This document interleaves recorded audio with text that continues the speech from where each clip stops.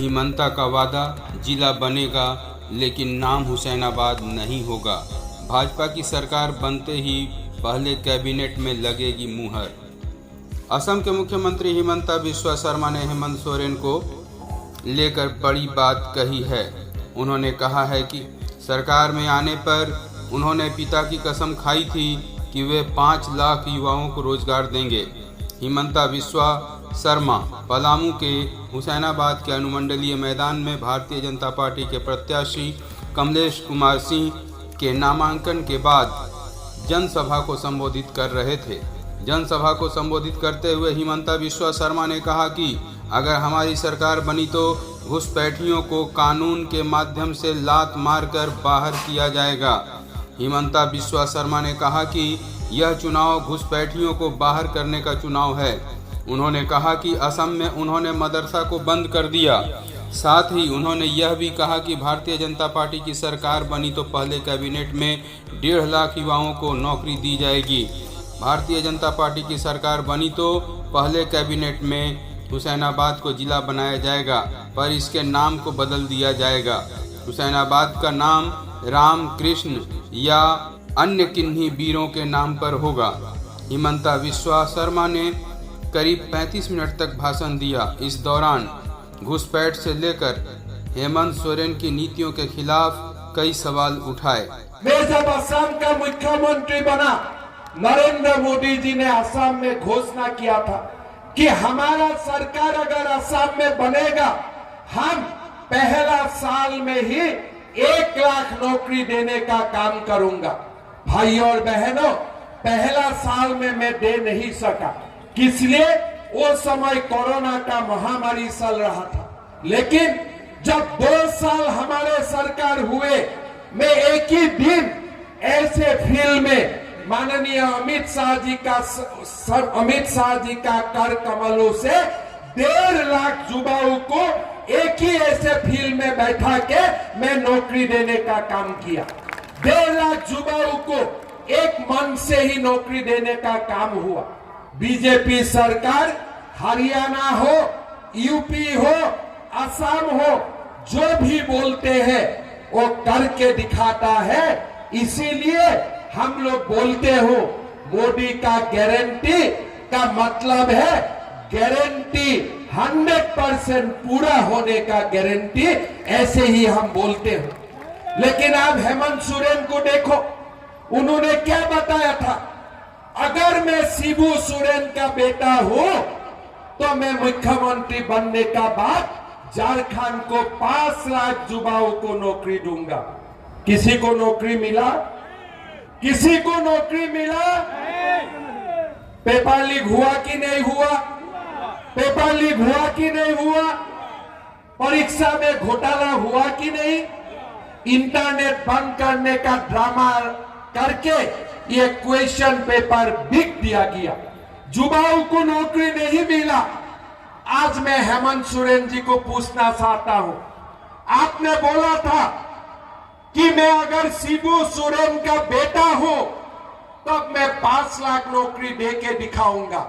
हेमंत सोरेन जी, अभी बताइए आप शिबू सोरेन का बेटा है कि नहीं? मैं नहीं बताऊंगा आप है कि नहीं, आप खुद बोलिए आप शिबू सोरेन जी का, आप गुरु जी का बेटा है कि नहीं? अगर मैं बाप का नाम में कसम खाता हूं तब मैं मर जाऊंगा, लेकिन वो कसम मैं कभी टूटने नहीं दूंगा। मैं एक दायित्व देके जाना चाहता हूं कमलेश सिंह जी को। मुझको सूर्या भाई ने बोला कि हुसैनाबाद में आप आइए। मैं बोला मुझको अब कोई अरब देश में बुला रहा है क्या? हुसैनाबाद ये क्या नाम है? बोला नहीं, ये झारखंड में ही है। मैंने बोला झारखंड में महापुरुष बिरसा मुंडा जी जैसा व्यक्ति रहे, हमारे झारखंड में सिद्धू कानू रहे, राम कृष्ण, हमारे नजदीक उत्तर प्रदेश में राम जन्मभूमि है, कृष्ण जन्मभूमि है, ये हुसैन यहां से कहां आ गया? तो मेरा निवेदन होगा, जिला तो बनेगा, बाकी एक शर्त में बनेगा, नाम हुसैनाबाद नहीं होगा। मंजूर है ना? मंजूर है कि नहीं? मेरा यही विनती है, हमने आपको वादा करके किया, वादा का जरूरत नहीं है। जिला का फाइल बना हुआ है। हेमंत सोरेन का जिला से कोई लगाव नहीं है, उनका खाली बालू से लगाव है। तो उस जिला बनाने का काम उनका नहीं है, ये काम नरेंद्र मोदी का है। तो हम आपको आश्वासन देता हूं कि हमारा सरकार की पहला कैबिनेट में जिला बनेगा, लेकिन नाम हुसैनाबाद नहीं होगा। नाम आप लोग ठीक कर लीजिए, इसलिए ये वीरों का भूमि है। अगर जिला बनेगा तो वीरों का नाम में बनेगा, कोई ऐसा व्यक्ति का नाम में नहीं बनेगा जो नाम का कोई अंदाज नहीं है, कोई परिचय नहीं है, कहां से आया, कैसे आया, कोई नहीं जानते हैं। ऐसा नाम में हमें जिला नहीं बनाना चाहिए। मेरा लगता है हुसैनाबाद में अभी तक जिला क्यों नहीं बना, इसलिए हुसैनाबाद भी ये इंतजार कर रहा था कि कोई सरकार आए और राम और कृष्ण का नाम से ही कोई जिला बने, शायद इसके लिए ही ये इंतजार कर रहा था। अगर आप लोग संथाल परगना का बारे में सोचे तो प्रतिदिन हिंदू आबादी कम हो रहा है और एक विशेष समुदाय का आबादी प्रतिदिन बढ़ रहा है। ये विशेष समुदाय, मैंने पूछा कि ये झारखंड का है, बोले नहीं, बांग्लादेश से प्रतिदिन पहले संथाल परगना में आ रहा है, धीरे धीरे पूरा झारखंड को ये लोग सपेट लेगा। धीरे धीरे हमारे डेमोग्राफी में, जनसंख्यिकी में ऐसा परिवर्तन होगा, मेरा असम का जो हालत है ऐसा ही हालत झारखंड में भी बन जाएगा। 1951 में हमारे असम में मुसलमान का संख्या 20% भी नहीं थे।